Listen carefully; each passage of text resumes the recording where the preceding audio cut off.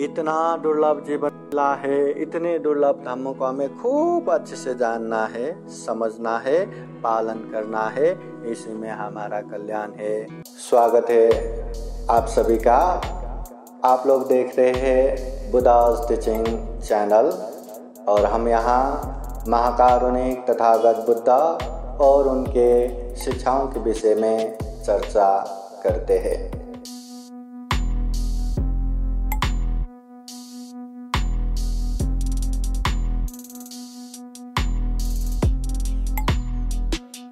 पुत्तामध्ये धनमध्ये इति बालो विहन्यते अत्ता हि आत्मनो नास्ति कुतो पुत्ता कुतो धनं नहि वेरे न वेराणि सम्बन्ति दाकुदाचनं अवेरेण च सम्बन्ति ये स धम्मो सनातनो परे च न विजानन्ति मय्येत्थाय मामसे ये च तथा विजानन्ति ततो सम्मन्ति मेधका। महाकारुणिक तथागत भगवान बुद्ध को त्रिवार वंदना।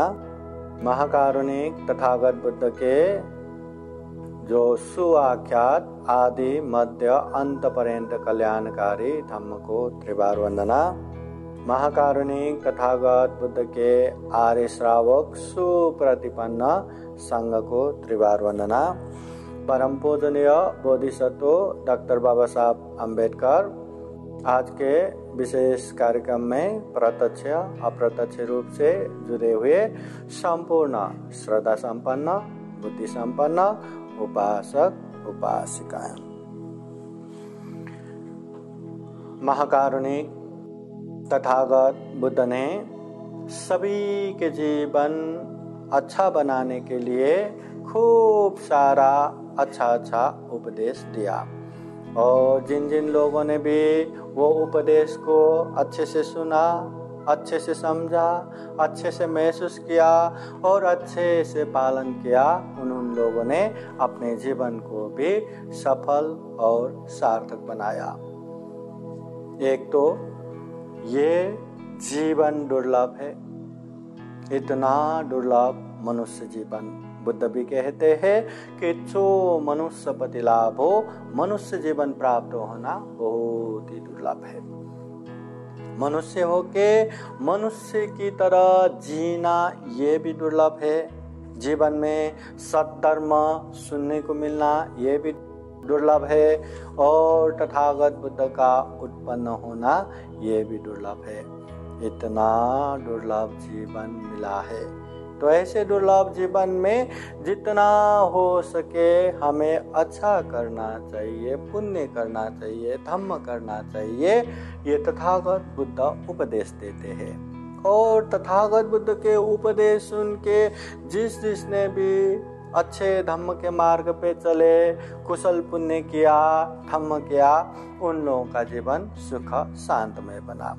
और जिन लोगों ने भी धम्म तो जाना, बहुत सारे लोगों को तो बुद्ध भी पता नहीं रहता, बुद्ध के धम्म पता नहीं रहता, बुद्ध के संग पता नहीं रहता।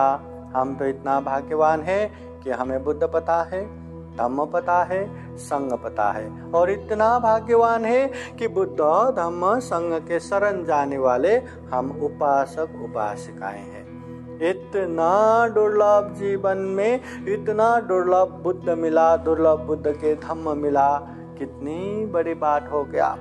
और इसके बावजूद भी यहाँ बहुत सारे लोग रहता है कि ये तो बुद्ध अपना ही है ना। हाँ, बुद्ध के तस्वीरों को, मूर्तियों को पूजा करते हैं, मगर बुद्ध क्यों कहते हैं? बुद्ध में क्या ऐसा गुण धम्म है? क्यों उनको बुद्ध कहा? क्यों उनको सम्यक संबुद्ध कहा? ये तो जानेंगे ही नहीं। ये तो समझेंगे ही नहीं, बस अपने अपने काम करते रहेंगे, जीने के लिए जो करना है वो करते रहेंगे, पर बुद्ध नहीं समझेंगे।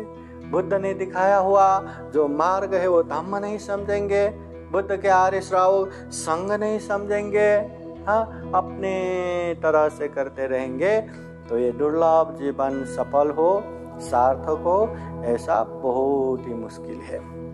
इसलिए हमें ऐसा याद करना चाहिए, केवल खाना पीना करना, केवल जीने के लिए संघर्ष करना, केवल परिवार बनाना और मृत्यु से भयभीत होना, ऐसा काम सिर्फ मनुष्य मात्र में ही नहीं, सारे प्राणियों को होता है, सारे प्राणियों में पाया जाता है, चाहे वह कीट पतंग जीव जंतु पशु पंछी, सब में। सब लोग खाते पीते हैं, सब लोग जीने के लिए संघर्ष करते हैं, सब लोग परिवार बनाते हैं, सब लोग मृत्यु से भयभीत होते हैं। अगर हम भी उतने में ही सीमित हुआ तो ये दुर्लभ मनुष्य जीवन का क्या फायदा। तो हम में चिंतन मनन करने की शक्ति है, विवेक बुद्धि है, प्रज्ञा है, अच्छे बुरे को समझ सकता है, इसलिए ये जीवन दुर्लभ है, ये जीवन अमूल्य है।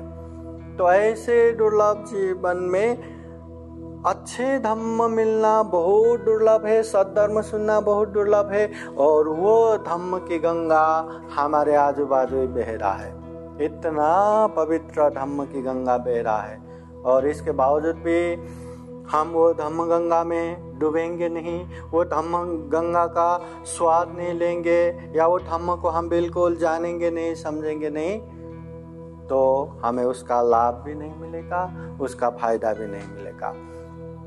उल्टा इसका असर ऐसा भी होगा कि इतने पवित्र गंगा, धम्म की गंगा अपने पास रहने के बावजूद भी अपनी धम्म गंगा छोड़ के दूसरे वहाँ मुंह मारते फिरेंगे, दूसरे जगह ढूंढते फिरेंगे कि मुझे कहाँ जाने से कल्याण होगा, कहाँ जाने से अच्छा होगा। इसलिए देखो ना, अपने समाज के लोग जिसको बाबा साहब ने 22 प्रतिज्ञा के साथ ये धम्म दीक्षा दिया है, आज वो लोग भी न बुद्ध धम्म संघ को अच्छे से जाने बिना यहाँ वहाँ भागते रहने वाले कितना है समाज में।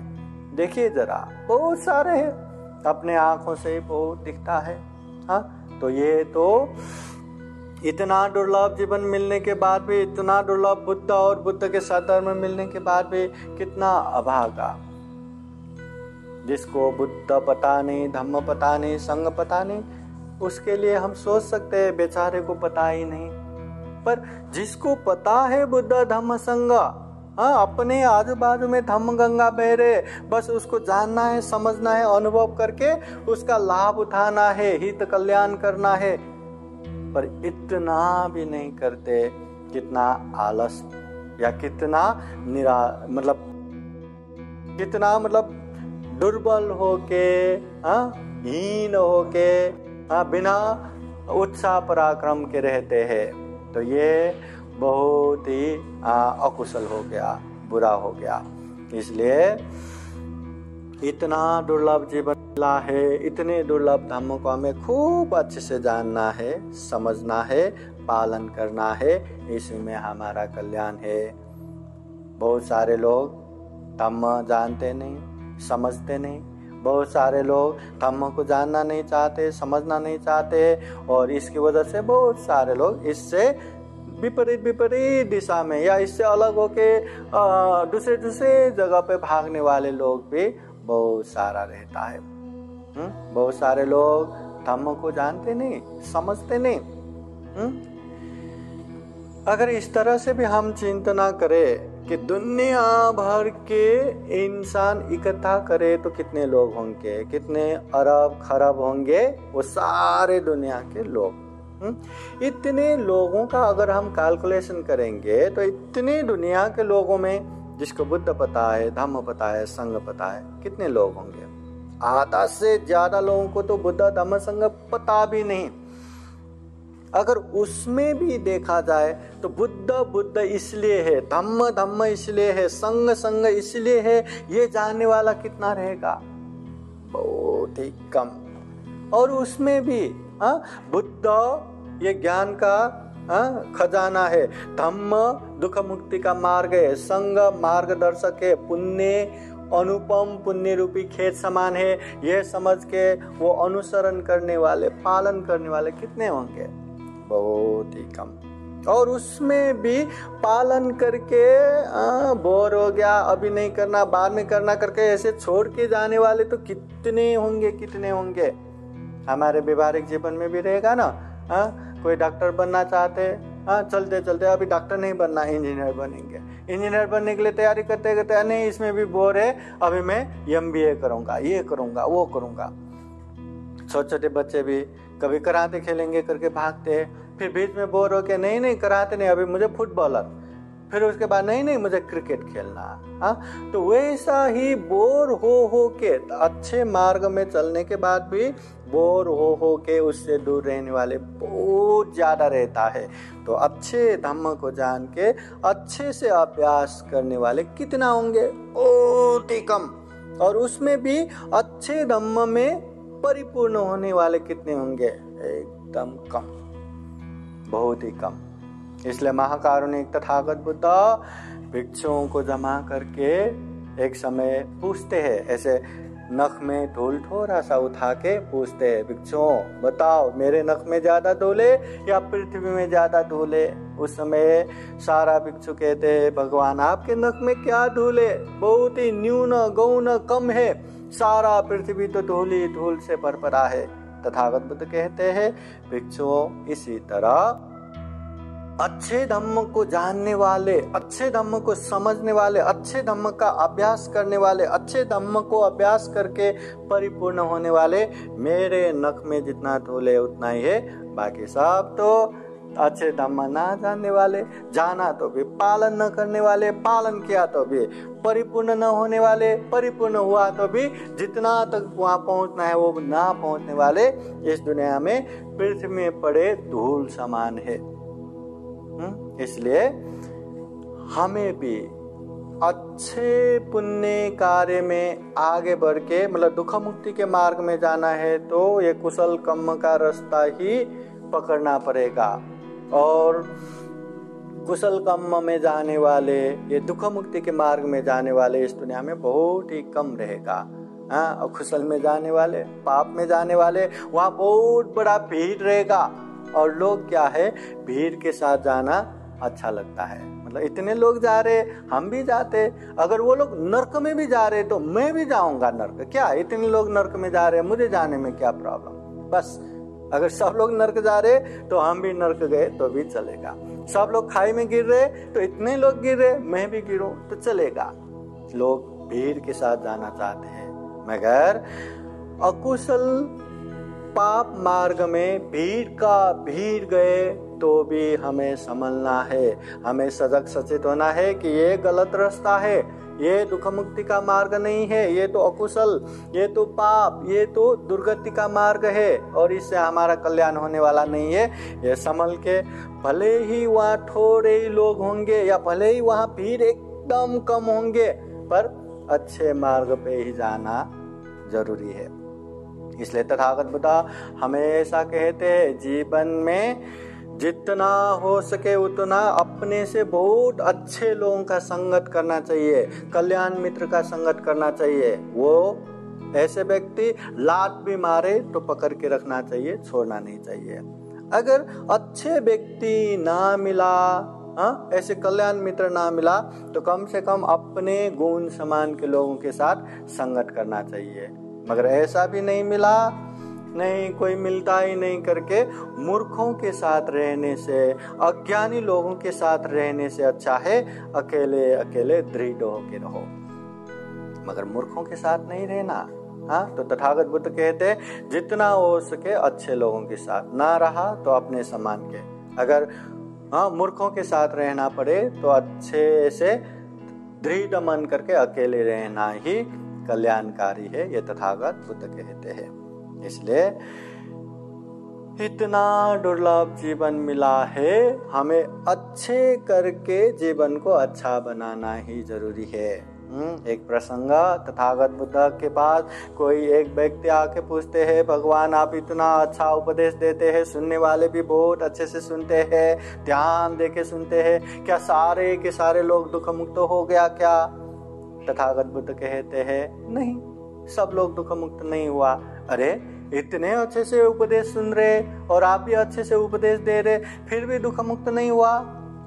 तथागत बुद्ध उनको अनेक उदाहरण दे के समझाते हैं, केवल उपदेश सुनने मात्र से कोई दुख मुक्त नहीं होता, केवल उपदेश प्रसन्न चित्त से सुनने मात्र से कोई भी जीवन में सुख शांत पूर्वक नहीं रहता। जब वो उपदेश को अच्छे से सुनेंगे, उसको धारण करेंगे, उसको महसूस करेंगे, उसको पालन करेंगे और पालन करके भी परिपूर्ण होंगे, तब जाके जीवन में सुख शांति भी आएगा और दुख मुक्ति का मार्ग फल भी प्राप्त होगा। इसलिए जरूरी है पालन करना। हाँ, केवल धम्म देश ना सुनने से ये थोड़ा ही फायदा है। जैसे जीवन में हीरा मोती सोना ये देखना बहुत दुर्लभ है, थोड़ा थोड़ा ही रहता है।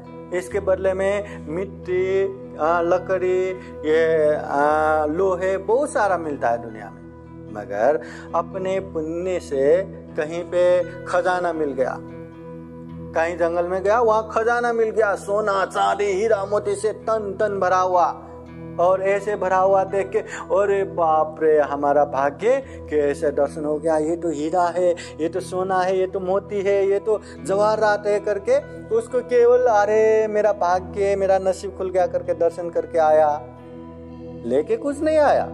हाँ, कुछ नहीं लिया, सिर्फ दर्शन करके मैं धन्य हो गया करके आया, तो उसका क्या कल्याण होगा? केवल देख के तृप्त हुआ, उतना ही कल्याण हुआ। अगर वो अपने जितना ले सकते वो लेके आते तो उसका जिंदगी भर के लिए कल्याण हो जाता। तो वैसे ही धम्म देशना सुनना भी तथागत बुद्ध के ये वाणी सुनना मतलब एकदम सोने चांदी का खजाना जैसा है। और ये ऐसे खजाने केवल हम सुनेंगे, कर्मकांड की तरह ही करेंगे, नहीं सुनना है करके ही सुनेंगे, बैठना है करके बैठेंगे, हाँ, और बस साधु साधु करके संपन्न करेंगे और कुछ लेंगे नहीं, कुछ धारण नहीं करेंगे, कुछ अभ्यास नहीं करेंगे, तो बस समझना यही है कि खजाना तो मिला ही था, बस हम दर्शन करके ही वापस आए, लिया कुछ नहीं। इसलिए ये तथागत बुद्ध के एक एक उपदेश हमारे समूचा जीवन को हित कल्याणकारी बना सकता है। एक एक उपदेश, ऐसा उपदेश तो न जाने हम कितना सुनते हैं।